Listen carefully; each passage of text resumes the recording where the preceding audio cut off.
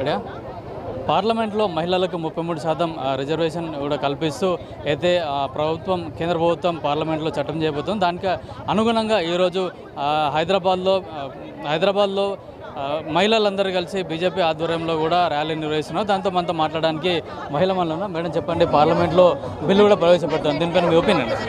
విప్లవాత్మక నిర్ణయాలు తీసుకోవడంలో మోడీ గారి ప్రభుత్వం ఎప్పుడు ముందటుంటుంది. మహిళలకు పెద్దపీట వేసే ప్రభుత్వం ఏదైనా ఉందంటే అది బీజేపీ ప్రభుత్వం. అది నరేంద్ర మోడీ గారు మహిళల కోసం, మహిళా సాధికారత కోసం ఎప్పుడూ కూడా తనదైన శైలిలో ఎప్పుడు ముద్ర వేసుకుంటూ ఉంటారు. ఇప్పుడు అందులో భాగంగానే మన ఆనాటి తరాల నుంచి యుగాలు మారిన తరాలు మారిన మహిళలు అన్నిట్లో అవకాశం దక్కింది. కానీ ఒక్క చట్టసభల్లో మాత్రం చాలా తక్కువ శాతంలో అవకాశం లభించింది. ఇప్పుడు అది కూడా మహిళలకు సమానత్వంలో అన్నిట్లోనూ ఇప్పుడు ఒక పెద్దపీట వేయాలన్న ఆలోచనలో 2023లో మన రాష్ట్ర ప్రధానమంత్రి గారు 33% ఉమెన్ రిజర్వేషన్ బిల్లు పాస్ చేశారు. ఇప్పుడు 2026 రేపు ఏప్రిల్ 16వ తేదీన ఒక చారిత్రాత్మకమైన ఆమోదం పొందబోతుంది. ఇలాంటి ఒక మహిళలు చట్టసభల్లో 33% రిజర్వేషన్ ఒక గర్వకారణం. ఇది మహిళలందరూ స్వాగతిస్తున్నాం. అందులో భాగంగా ఈరోజు హైదరాబాద్లోని KMIT కేశవ్ మెమోరియల్ ఇన్స్టిట్యూట్ నుంచి అసెంబ్లీ వరకు దాదాపుగా 500 మంది మహిళలతో బైక్ ర్యాలీ నిర్వహించడం జరుగుతుంది.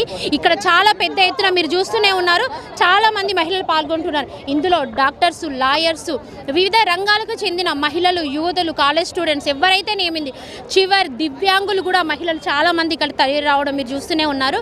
నిజంగా మోడీకి ఒక ఓట్ ఆఫ్ థ్యాంక్స్, ఒక ధన్యవాదాలు తెలియజేసుకుంటూ ఇంతమంది మహిళలు I support Modiji, I support 33% reservation అనే బిల్లును మేము స్వాగతిస్తున్నాము. మీరు ఏదైనా మహిళల కోసం చేసే ప్రతి పని అది మహిళలకు సర్వభౌమాధికారంలో, సమానత్వంలో అన్నిట్లో ముందంజలో ఉండే విధంగా చేస్తుందని మరొకసారి మోడీ గారు నిరూపించుకున్నాడు. మన నరేంద్ర మోడీ గారు I support Narendra Modiji, I thankful to Narendra Modiji. ధన్యవాదాలు. మనతో మాట్లాడడానికి మాజీ కార్పొరేటర్ సురేఖ గారు. మేడం చెప్పండి, ఇట్లా ఈ రిజర్వేషన్ వస్తే కేవలం అగ్రవర్ణాలకే రిజర్వేషన్లు పోతాయి కానీ బీసీలో కానీ ఎస్సీ ఎస్టీలో కానీ ఎట్లాంటి లాభం జరగదని చెప్పేసి కూడా ప్రతిపక్షాలు ఆరోపిస్తున్నారు. ఇది ఎంతవరకు నిజం? పల్లవి ప్రేక్షకులకు అందరికీ కూడా శుభాభినందనాలు. ఈరోజు రేపు ఎల్లుండి ఈ 3 days ఏదైతే పార్లమెంట్లో స్పెషల్ సెషన్ పేరు మీద నారీ వందన్ అభియాన్ అనేది మన మోడీ గారు 2023లో తీసుకొచ్చిన బిల్ని ఆమోదం పలుకుతున్నారో వారికి సపోర్ట్గా ఈరోజు అందరు యావత్ మహిళలందరినీ కూడా ఆహ్వానించాము, irrespective of the caste, creed and the parties. ఎందుకు అంటే 33% రిజర్వేషన్ అనేది ఎప్పటి నుంచి మన ప్రియతమ నాయకులు బిఆర్ అంబేద్కర్ గారి ఆశయాల్లో ఇదొకటి. మరి దాన్ని ఈరోజు పూర్తి చేయడం, మోదీ గారు నిలబడి దాన్ని యాక్ట్ రూపంలో తీసుకురావడం అనేది చాలా పెద్ద గర్వకారణం. మనందరికీ కూడా చాలా బాగుంటుంది. రాబోయే కాలాల్లో ఎన్నో నిర్ణయాలు తీసుకోవచ్చు. అన్ని మహిళలకు సంబంధించిన ఏవైతే చట్టాలు ఉన్నాయో దాంట్లో కూడా సవరణలను తీసుకువచ్చే అవకాశం మాకుంటుంది. కాబట్టి ఇది చాలా మంచి విజనరీగా, అఫ్కోర్స్ మోదీ గారు ఎప్పుడూ కూడా విజనరీ మ్యాన్ అండ్ ఆయన ఆలోచనలు అయితే మనకు ఒక్కోసార్లు అయితే అంతుపట్టవు. కానీ ఈరోజు ఇంత ధైర్యం చేసుకొని ఇన్ని ఆపోజిషన్ పార్టీలని మెప్పించి మరి ఆ బిల్ని యాక్ట్ రూపంలో రూపొందించడం అనేది చాలా గొప్ప విషయం. ఇది ఒక హిస్టారికల్ ఈవెంట్, మనం అందరం కూడా తెలుసుకోవాలి. విమర్శన ఏదైనా పార్టీ అనుసారంగా ఎవరైనా ఏమైనా చేస్తే దాన్ని విమర్శించడం ప్రతి ఒక్కరికి హక్కు ఉన్నది. కానీ అందరినీ ఆలోచించి ఒక మంచి ఉద్దేశంతో మరి అందరికీ కూడా సమతుల్య న్యాయం జరుగుతుంది, అన్ని వర్గాలకు కూడా న్యాయం జరుగుతుందనే ఉద్దేశంతో ముందుకొచ్చిన వాళ్ళకి ప్రేరేపించాలి, వాళ్ళకి ప్రోత్సాహం ఇవ్వాలి. కానీ మళ్ళీ దాన్ని కూడా వ్యతిరేకించొద్దు అనేది నా మనవి. మరి ఇక్కడ ఉన్న యావత్ తెలంగాణలో ఉన్న, రాష్ట్రంలో ఉన్న, మన యావత్ దేశంలో ఉన్న మహిళలందరికీ కూడా కంగ్రాచులేషన్స్ చెప్పుకుంటూ మోదీజీ సంఘర్ష్ కరో హమ్ తుమ్హారే సాథ్ హై అనే నినాదంతో మేము ఈరోజు ముందుకెళ్తున్నాము.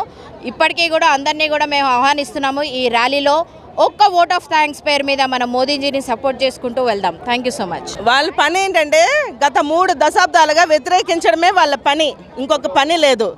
1996లో వ్యతిరేకించారు, 1998, 1999, 2008, 2010 అలా వ్యతిరేకిస్తూనే ఉన్నారు. కానీ వాళ్ళు ఇన్ని శతాబ్దాలుగా వ్యతిరేకించినారు. ఆల్మోస్ట్ 27 years వాళ్ళు మా బిల్లు రాకుండా చేయాలని చాలా కుల్లి కుతంత్రాలతో వాళ్ళు చేశారు. కానీ మోడీ గారు మహిళా పక్షపాతి కాబట్టి ఆయన మొదటి నుంచి కూడా మహిళల గురించి ఆలోచిస్తున్నారు కాబట్టి ఈరోజు ఉజ్వల యోజన అవనియండి, మన ముద్రా యోజన అవనియండి, ఇవన్నీ కూడా మహిళల కష్టాన్ని చూసి ఆయన ఒక అడుగు ముందుకేసిన వ్యక్తి కాబట్టి ఆయన తీసుకున్న నిర్ణయం చారిత్రాత్మకం, అందులో ఎటువంటి అనుమానం లేదు. ఈరోజు ప్రతి మహిళలో ఈరోజు మహిళల గురించి ఏవైనా రిప్రజెంట్ చేయాలి అంటే పార్లమెంట్లో కానీ అసెంబ్లీలో కానీ ఒక చట్టాన్ని చేయాలి అంటే మెజారిటీ లేదు మహిళల్లోని. సో ఈరోజు ఈ బిల్లు పాస్ చేయడం వల్ల మాకు కూడా చట్టసభల్లో ఒక చట్టాన్ని చేయడానికి మహిళల రక్షణ కోసం చట్టాన్ని చేయొచ్చు, మేము మహిళల హెల్త్ కోసం మేము చట్టాన్ని చేయొచ్చు, మహిళల ఎడ్యుకేషన్ కోసం చట్టాన్ని చేయొచ్చు. ఇవన్నీ చేసే శక్తి మాకు ఈరోజు నరేంద్ర మోడీ గారు మాకు ఇవ్వడం జరిగింది. కాబట్టి ఇప్పుడు ఏదైతే మాకు 2023 సెప్టెంబర్లో మా మహిళా బిల్ అనేది నారీ శక్తి వందన్ అధినియం అనే బిల్లు మాకు ఇప్పుడు పాస్ అయ్యింది. ఈ 16, 17, 18 తారీఖుల్లో ఆయనకి కంప్లీట్ మద్దతు, మిగతా ఎన్ని పార్టీలు ఏం చేసినా కూడా ఇది బిల్ అనేది అమలు జరిగే పరిస్థితి ఉంటుంది. కాబట్టి మేము నెక్స్ట్ ఎలక్షన్కి ఖచ్చితంగా మేము అందరం కూడా చట్టసభల్లో ఎక్కువగా మీరు మహాలక్ష్మిని చూస్తారు, నారీతో నారాయణ అబ్ శాసనకి సామని అనేది ఖచ్చితంగా కొటేషన్ కాదు, నెరవేరే పరిస్థితికి మేము చూస్తాం. జై నరేంద్ర మోడీజీ. ఇది specially opposition parties Congress party వాళ్ళకు మేము రిక్వెస్ట్ చేస్తున్నాము. ఇటువంటి మేము ఎన్నో సంవత్సరాలు దశాబ్దాలుగా పోరాడుతున్నాం మహిళా బిల్లు కోసము. దయచేసి ఈ బిల్లును అడ్డుకోకండి. మీకు కేవలం మహిళా ఓటు 50% ఓటింగ్ ఉన్న మహిళల్ని మీరు సపోర్ట్ చేయకపోతే రేపు మా మద్దతు మీకు ఉండదని కళాఖండగా చెప్తున్నాము.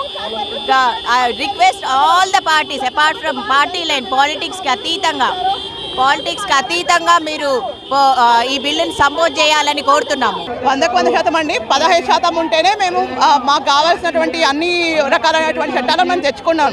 కానీ ఇప్పుడు గణనీయంగా 33% పెరిగితే చట్టసభల లోపల చర్చలు జరుగుతాయి. మహిళలకు సంబంధించినటువంటి సమస్యలపైన సుదీర్ఘంగా చర్చించే అవకాశం లభిస్తుంది. మహిళల యొక్క సమస్యలు ఏవైతే ఉన్నాయో కేవలం మహిళలే అర్థం చేసుకోగలుగుతారు. ఒక ఇల్లును తీర్చగలిగినటువంటి మహిళ దేశాన్ని ఖచ్చితంగా మంచిగా నడిపిస్తుంది. కాబట్టి గతంలో కూడా మనకు పూర్వకాలంలో కూడా అహల్యాబాయి హోల్కర్ గారు కానివ్వండి, రాణి రుద్రమాదేవి గారు కానివ్వండి, ఝాన్సీ రాణి కానివ్వండి, ఇలాంటి ఎంతో మంది మహిళలు మన యొక్క దేశాన్ని ఏలిన వారు.